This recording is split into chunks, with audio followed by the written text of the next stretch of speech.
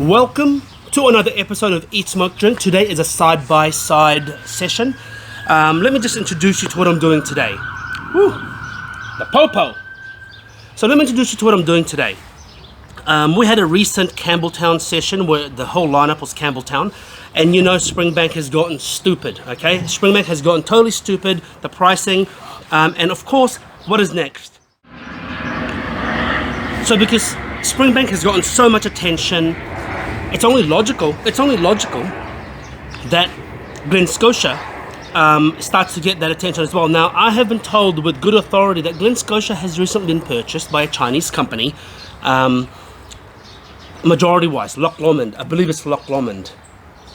Anyway, yeah, Loch Lomond owns it. So Loch Lomond has been purchased by a giant Chinese company for more than majority. Why? Because of course they want to sell it in China and Asia. That's their focus. What scares me about that is quality, cynicism versus quality and actual experience, because a lot of people in Asia, they fall for marketing. They don't actually want to drink good whiskey, and this is a bit of a trigger warning, but it's true. They don't really want to drink good whiskey. They drink the brand, right? So they're not as nerdy as some people, and that's fine. That's totally fine. That's not an insult. Like some people drink instant coffee, Starbucks coffee, and some people go balls deep into single origin and different shit, right? So that's just one of those things. So I guess myself and the people that I surround myself with, we are ultra uber whiskey nerds and whiskey geeks. And this is where it scares me, is where's it going to head? Because Glen Scotia, when we first started trying whiskies, Glen Scotia several years back, when I got into it and our club started, it was a little bit shit, and suddenly they entered a period of goodness and awesomeness where, you know, the distillery bottlings, yeah, nothing exciting, but pretty good. The independent bottles, fucking fantastic. But where is it going to go? Who knows? Let's see. But today I wanted to side-by-side a 15 and a 25-year-old. Okay, why? I want to go through the age progression and see, hey, what is the difference? What are you paying for? Because the difference between the two is 5 to 6 times. 5 to 6 times the price. As you can see, we've got a presentation box. Beautiful presentation box. Okay. The bottle looks pretty similar. It's a presentation box that makes a difference, but the cork has a slightly different feel, bigger, chunkier, and what's cool about it, it has a pouring flange. That's cool. I know that's little details that you probably don't give a shit about, but I do. I like it. So this is a 48.8%, and this one is 46. 48.8%.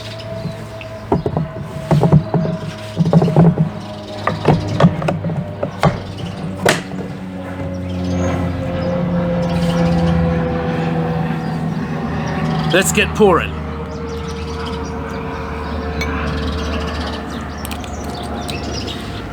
Now you're probably wondering why I have them in sample bottles. I have them in sample bottles because, too weak to open that. I have them in sample bottles because if you only have a little bit, man, what the fuck? There you go. The Hulk probably closed that. So I have them in sample bottles because if you've only got a little bit in a bottle, it oxidizes and degrades very quickly. So once you've got about a third of a bottle, I tend to put it in a sample bottle or just drink the bejesus out of it, because it's not going to last in the bottle. It really won't. Unless it's cask strength, then it has a bit more life into it. But anyway, all right, let's get nosing. I'm going to start with the 15, okay? Whew, we have burnt butter, buttered popcorn, Russian fudge.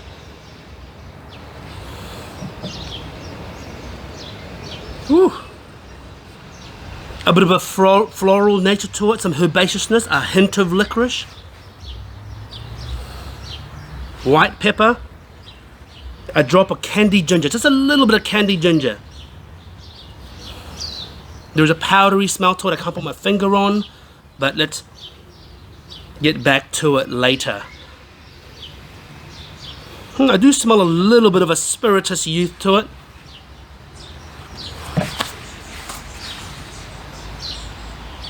Whew. Now look, just to declare, now I'm not a huge fan of Glen Scotia, but You know, my fanhood is growing a little bit, but not. I mean, I'm not saying that it's the best thing in the world, you know, but it's definitely come to its own recently. There's a herbal nature to it. Angelica root, you know, the Chinese herbal angelica root. A medicinal note.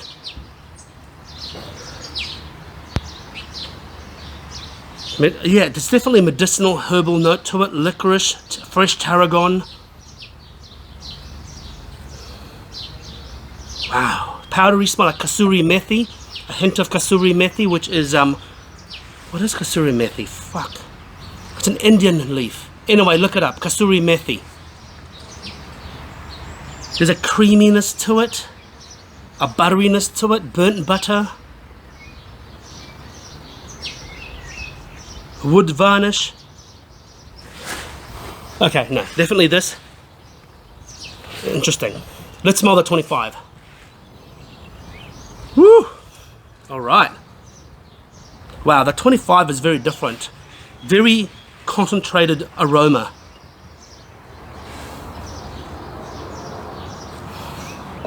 The 25 doesn't have that spirituous nature to it. Definitely does not. Wow, the 25 has lost all of its spirituous nature. It is actually quite amazing that it's a stark difference. And the 25-year-old has a much deeper herbal nose to it. The licorice here is just a drop. The licorice here is massive. It's starting to borderline on aniseed, clove. You've got this super concentrated syrupy finish. It's actually interesting. They both are very similar. You can tell it's from the same DNA. But one is just more of a syrup. There's a fragrance to this, like a woman's fragrance, like a musky woman's fragrance on this that this does not have. The oak, whatever it is, I don't care what it is, it's coming through a lot more the 25-year-old than the 15. But it's like translated into a herbal medicinal concentrate. There is a dusty linen cupboard, old newspaper, old paper smell to the 25-year-old. Very interesting. And that just shows you the difference between the 15 and 25-year-old. I mean, it's not double, but it's almost double in age, right? It's very close. And that's what it gets you. That's what it gets you. Concentration of flavor and the younger version. You can definitely tell the same DNA here. Usually I will start with the older, more premium whiskey, okay, because it's all downhill from there, right? Like you don't want to, but this time I'm going to start with the 15 just for the sake of this video.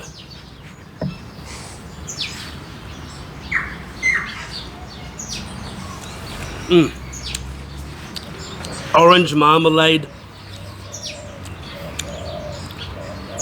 candied ginger. There's a bitterness on the aftertaste. Definitely herbal, definitely licorice, a tiny hint of black pepper, but very herbal, vegetal in nature. There's a salinity to the palate, not oily. There's a salinity to the palate. Let's try the 25. Holy shit balls. That is chalk and cheese, but I love how linear the flavor profile has become. Same DNA. You know, sometimes some whiskey, some distillery bottlings, they change a lot. But this is the same DNA. You can definitely tell this is junior, this is senior.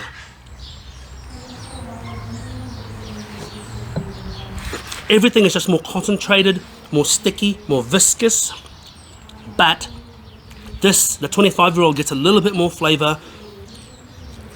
Definitely the dusty linen cupboard, wet, then dried, wet and then dried newspaper print, old newspaper print, you know what I mean? This one has new magazine cover. This is old newspaper print, you know what I'm saying?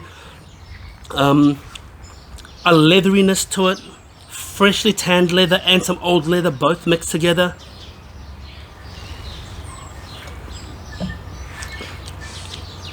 Oh wow. I love doing side-by-sides like this. It's just such an eye-opening experience. Such an eye-opening experience when you're side-by-side whiskeys like this. You know, being able to try a 15 and a 25-year-old is just so different, so different.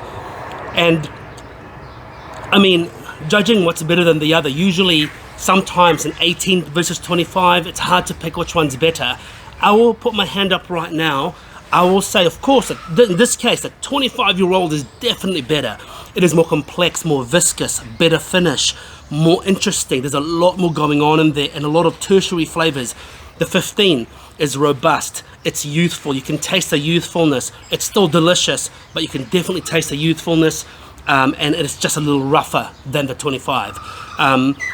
So look, I mean, at the end of the day, the question I've got is it worth the money? This is 5 to 6 times the price. I'm going to be honest with you, it's not. It's not worth the money. The 25-year-old Glen Scotia is bloody excellent. And when you have a distillery that releases a 25-year-old as a distillery bottling, they have to put their best foot forward. You know what I'm saying? It's like a foot fetish model. It's like a girl who sells pictures online on OnlyFans or Instagram, pictures of her feet, okay? She wants to sell pictures of her feet, and men around the world jack off to it, and they buy it and pay her hundreds of dollars a month for feet photos. She's not going to send a picture of her feet with fucking infections and fucked up nails. She's going to send her best foot forward. That is actually where the saying best foot forward comes from. It's from a foot fetish OnlyFans saying. Until next time, actually eat, smoke, drink. Cheers.